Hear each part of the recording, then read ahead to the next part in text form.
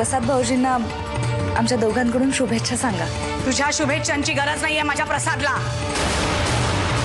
आणि हो सॉरी माझ्या 2 चुकांसाठी।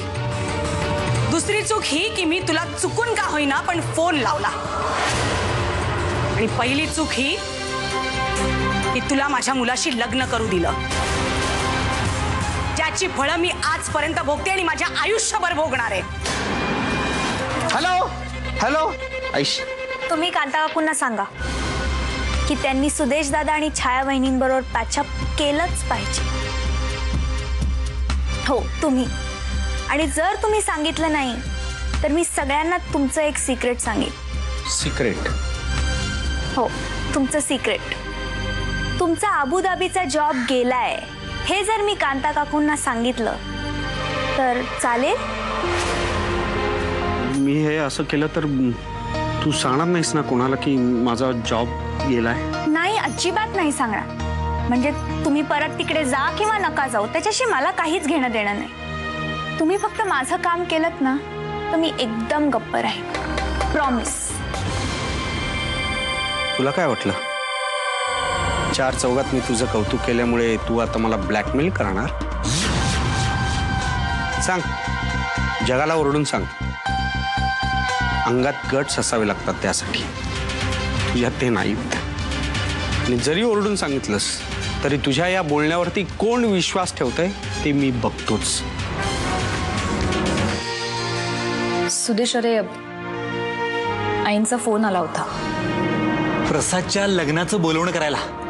येस, मला वाटलंच होतं। छाया, कितीही झालं ना तरी त्या घरचा मोठा मुलगा आहे मी, आमचं रक्ताचं नातं आहे। असं काहीही नाहीये, आपला फोन चुकून लागला होता त्यांच्याकडून। प्रसाद भाऊजींच्या भावी आयुष्यासाठी मी शुभेच्छा दिल्या तर मला म्हणाल्या तुझ्या शुभेच्छांची गरज नाही माझ्या मुलाला।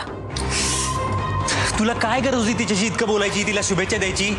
भाऊजी, मी तुमची सिक्रेट काकांना सांगू? आता इथे दुसरं कोणीच नाही। सिक्रेट कसला? नाही, काही नाही। नाही, काही नाही।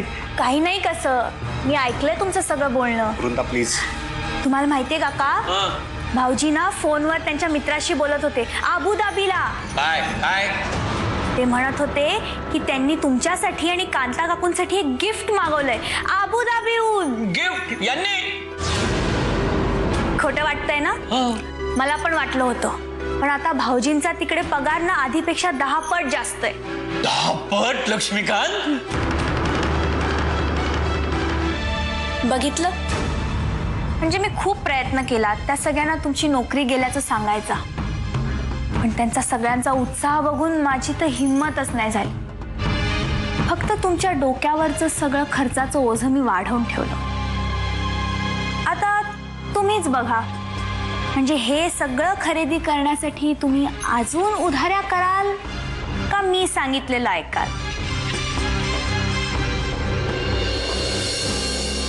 करेन मी प्रयत्न। सासूबाई आणि सुदेश मध्ये पॅचअप करण्याचा मी प्रयत्न करेन। अगं मला कळतं ना तू का असं वागतेस ते। एक लक्षात ठेव, माझ्या मुलाच्या साखरपुड्यात जर काही विघ्न आणायचा प्रयत्न जरी करत असाल ना तरी समजून घ्या हे शक्य नाही आता।